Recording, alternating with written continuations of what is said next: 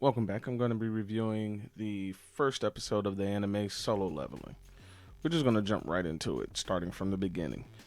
Let's get it.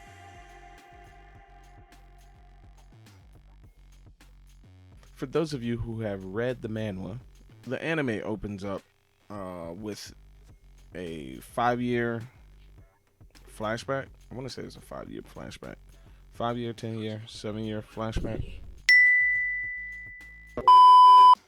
So the anime opens up with a 3 year flashback on the Jeju Island with the Jeju Island arc. For those of you all who are familiar with reading the web novel or reading the manhwa, right? And I want to say this is third, the third attempt in them going to subjugate the Jeju Island. So it opens up with an introduction to three of the S rank hunters who we'll find out more about and learn more about later on in the anime. But for quite a few of us who have already read the manhwa, it's just a great early introduction to those characters.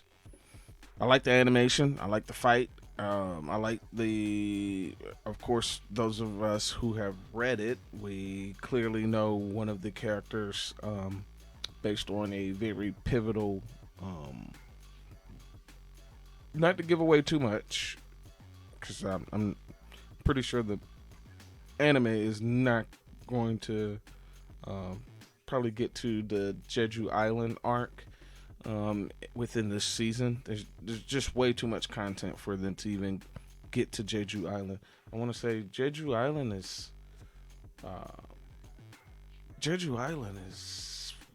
what chapter of Jeju Island is like chapter 88 or chapter 109, depending on where you're reading it from. It's around there. It hovers around 88 to 100. There's no way that the anime within one season is going to cover Jeju Island. And there's no way I would want the anime to rush that quick to Jeju Island.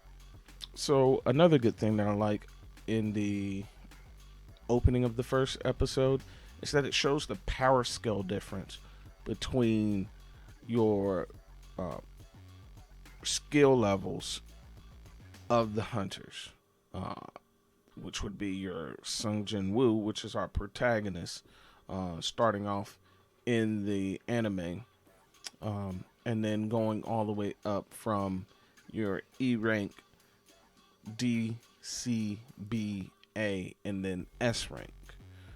So I'm not exactly sure when it in the opening what rank a few of the mages and a couple of the warrior class and tank class characters were. They don't make a point to point out what their rank is. But if I had to guess, they would probably C or B rank ranked hunters. And then you get to see clearly three of the S rank hunters come in and basically save them all.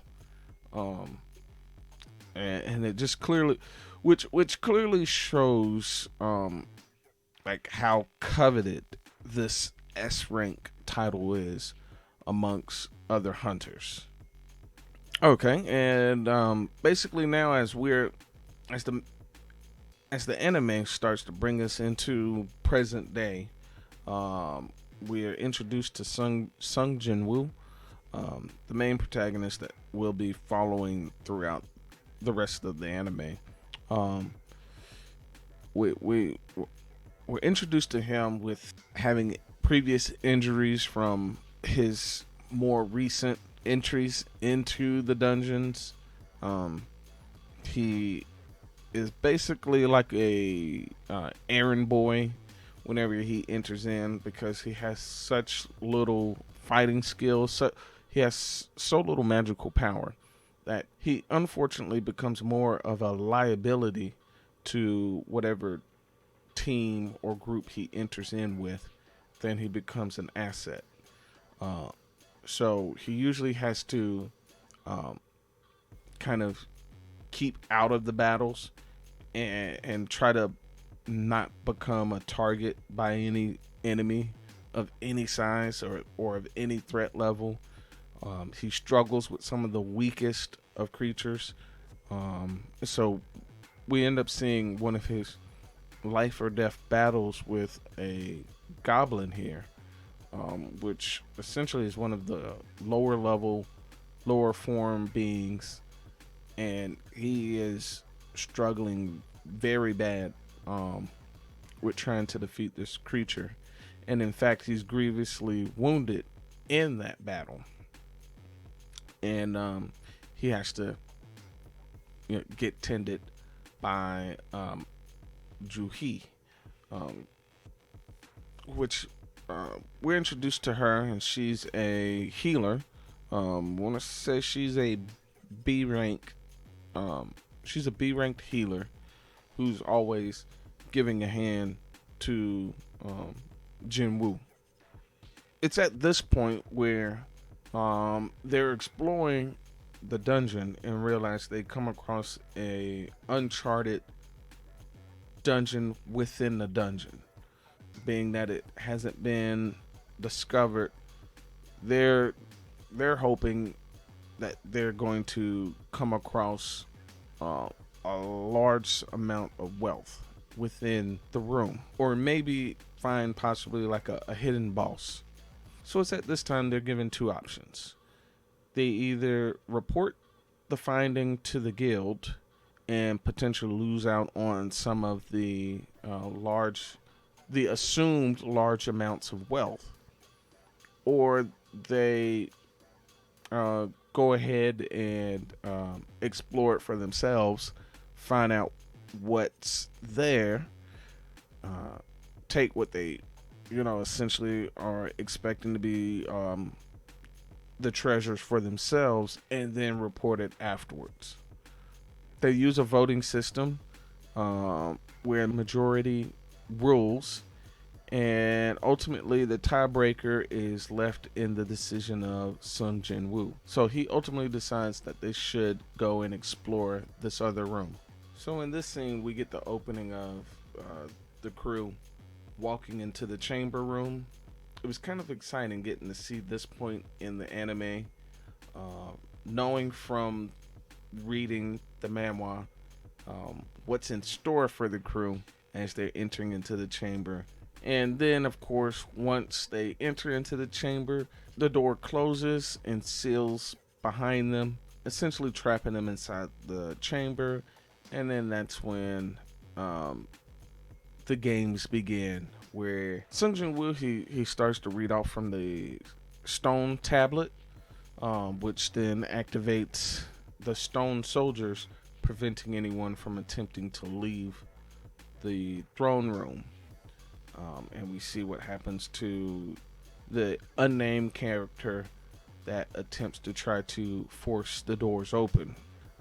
And we see what happens with that character. And then also you see when Juhi makes a statement claiming that she thinks it was weird that a statue was looking at her. And then you get the over-the-shoulder look from Jin Woo as he realizes, well, if those statues over there are moving, then the statue that Juhi has made a comment about, which is vastly larger than all of the other statues, may also be alive as well. So that kind of aha moment, that light bulb, lightning striking moment is they captured it just well. And of course we get to a point where the statue gaze meets Sung Jin Woo's as he comes to the realization that the statue is alive. He kind of has this inner monologue of realizing when he's up against impending doom, um, and he has basically a reflexive reaction, which ultimately saves the life of most of the entire crew, with his split decision to yell for the entire team to get down and duck. And then we come to the end of the episode where Jinwoo actually realizes that the entire team essentially is just going to just get wiped out.